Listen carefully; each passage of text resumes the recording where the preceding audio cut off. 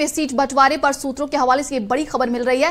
Kaiserganj Lok Sabha seat पर 2 नामों की चर्चा हो रही है। ब्रजभूषण सिंह की पत्नी केतकी सिंह का नाम चर्चा में चल रहा है। करण भूषण सिंह को मैदान में उतारने की तैयारी चल रही है। देखिए, सूत्रों के हवाले से बड़ी जानकारी मिल रही है। मेरठ सीट पर अभिनेता अरुण गोविल कुमार का नाम चर्चा में है। कैंट विधायक अमित अग्रवाल को टिकट देने की चर्चा चल रही है।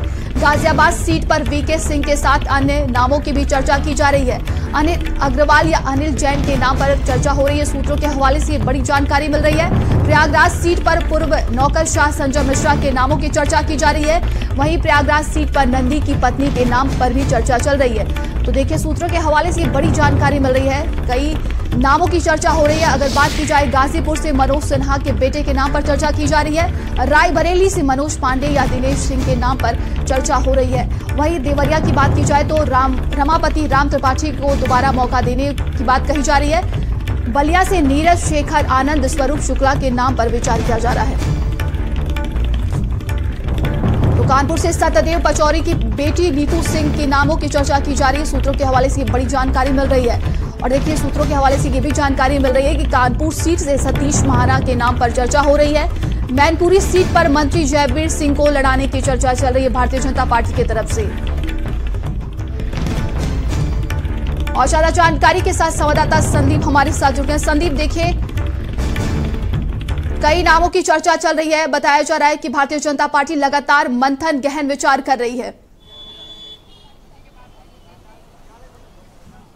देखिए नंदिनी, सभी को पता है कि कल दिल्ली में भारतीय जनता पार्टी की कोर कमेटी की एक बड़ी बैठक हुई। बैठक में देखिए 24 से लेकर 25 जो इनके प्रत्याशी हैं, जिसमें 14 हारी हुई सीट के प्रत्याशियों के नाम भी शामिल हैं, एक बड़ी चर्चा हुई और ये कहा जा रहा है कि रणनीति पर एक अंतिम मुहर लगी है।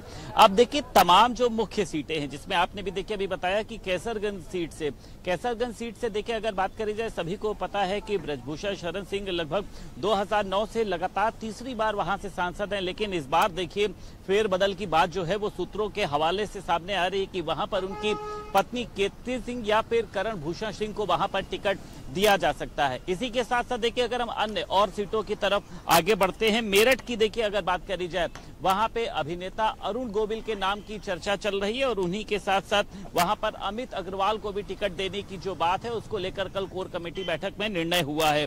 गाजियाबाद सीट की अगर बात करी जाए, देखिए वीके सिंह है, अनिल अग्रवाल है, अनिल जैन के नाम को लेकर चर्चा चल रही है। प्रयागराज सीट पर देखिए अगर बात करी जाए, पूर्व नौकरशाह संजय मिश्रा के नाम के और उसी के साथ साथ उत्तर प्रदेश सरकार में कैबिनेट मंत्री नंदगोपाल गुप्ता नंदी और प्रयागराज की देखिए पूर्व मेयर अभिलाषा गुप्ता के नाम पर चर्चा हो रही। लेकिन देखिए ये चर्चा अभिलाषा गुप्ता के जिस तरीके के नाम की बात करी जाए, क्योंकि भारतीय जनता पार्टी में देखिए परिवारवाद नहीं है और खुद उनके पति जो है वो उत्तर प्रदेश सरकार में कैबिनेट मंत्री है, ऐसे में चर्चा चल रही है। अब ये देखना है कि उस पर क्या निकलकर सामने आता है। रायबरेली से देखिए मनोज पांडे, जो समाजवादी पार्टी में सभी को पता है, उन्होंने एक तरीके से बगावत करी थी, राज्यसभा में भारतीय जनता पार्टी के प्रत्याशी को वोट दिया था, उन पर और फिर जो उत्तर प्रदेश सरकार में मंत्री हैं दिनेश सिंह के नाम को लेकर चर्चा चल रही है। कानपुर से सत्यदेव पचौरी, ये बताया जा रहा है कि भारतीय जनता पार्टी में जो एक उम्र का पड़ाव भी देखा जा रहा है और उसी के साथ साथ नॉन परफॉर्मेंस जो सांसद हैं उनके टिकट बदले जाने को लेकर, तो ये कहा जा सकता है कि सत्यदेव पचौरी की बेटी है नीतू सिंह, उनको टिकट दिया जा सकता है। मैनपुरी सीट पर मंत्री जयवीर सिंह उत्तर प्रदेश सरकार में पर्यटन एवं संस्कृति मंत्री हैं, उनका एक अपना ये कहा जा सकता है कि वजूद है और उसी के साथ साथ कानपुर सीट पर सतीश महाना के नाम पर चर्चा चल रही है। तो आज और कल में ये सारी चर्चाओं पर देखिए विराम लगने वाला है कोर कमेटी की बैठक, और आज ये बताया जा रहा है कि प्रधानमंत्री नरेंद्र मोदी के साथ भी एक बैठक है और इस बैठक के साथ साथ देखिए भारतीय जनता पार्टी अपनी सूची को जारी करी और ये सूची जारी होने के बाद ये कहा जा सकता है कि कई बड़े जो झटके हैं वो भारतीय जनता पार्टी के सांसदों को लगने वाले हैं, क्योंकि देखिए सभी को एक सुगबुगाहट तो हो जाती है कि किसका नाम काटा जा रहा है, राजनीतिक गलियारों में हलचल तेज हो जाती है।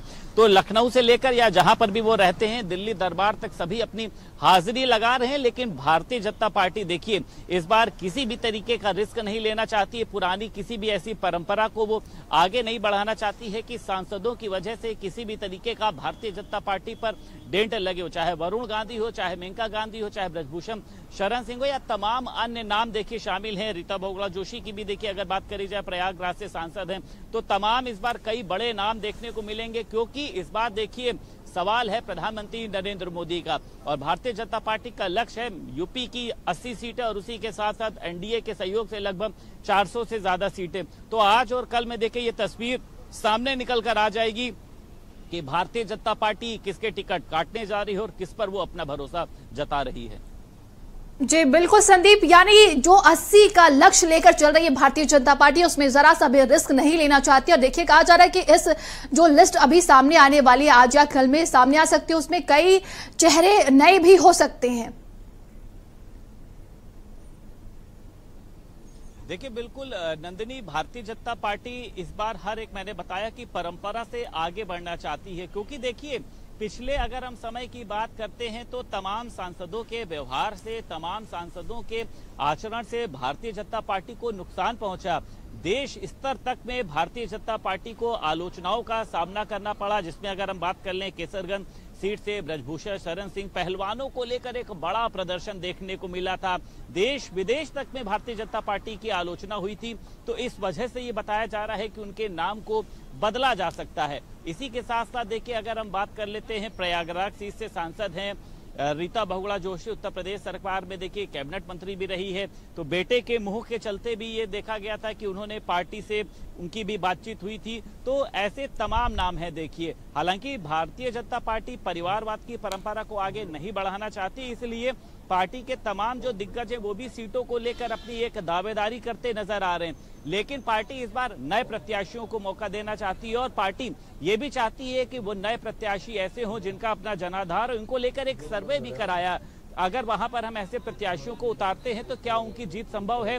लोकसभा विस्तारक जगह जगह पर गए, वहां पर सांसदों का रिपोर्ट कार्ड तैयार किया गया और इन रिपोर्ट कार्ड के आधार पर अब जो मार्क्स देने का समय, यानी जो एक पासिंग का समय है, वो सांसदों के लिए कई बार देखा गया जो पीएम मोदी के तमाम तरीके के अभियान थे, वो चाहे मोदी जनसंपर्क अभियान हो, लाभार्थी अभियान हो, जागरूकता अभियान हो, तमाम ऐसे अभियानों में सांसदों ने अपनी रुचि नहीं दिखाई थी।